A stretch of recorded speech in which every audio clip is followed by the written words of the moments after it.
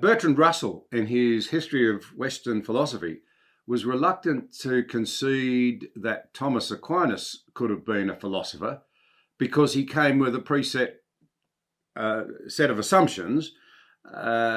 He was a Christian. Yes. And Bertrand Russell said, well, you can't be a philosopher if you're setting out to defend, his words rather than mine, to defend and understand Christianity. According to him, it shouldn't be anything other than the dispassionate quest for understanding without any settled commitments, especially religious. How would you respond to that? Because clearly you're very openly and boldly coming in at the other end. Yes. Well, the irony is that Russell's conception of philosophy was actually the same as Aquinas's. Aquinas also made this division between theology and philosophy and thought that philosophy should be pursued only on the basis of reason and not on the basis of, for example, divine revelation. So actually, Aquinas was very much in agreement with Russell on what a philosopher is and does. This view of philosophy, however, is today quite outmoded.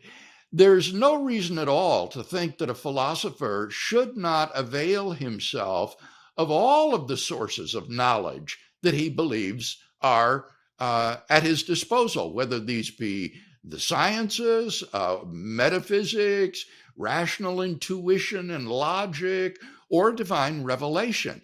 And so on the contemporary scene, it's widely acknowledged that you can come at your philosophical questions from a point of view. You simply need to acknowledge what that point of view is, give arguments in support of it, and be prepared to interact with those who disagree with your point of view.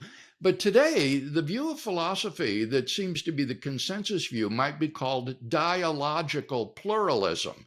Namely, you have a plurality of viewpoints from which you come at subjects, and then you dialogue honestly with your conversation partners about these.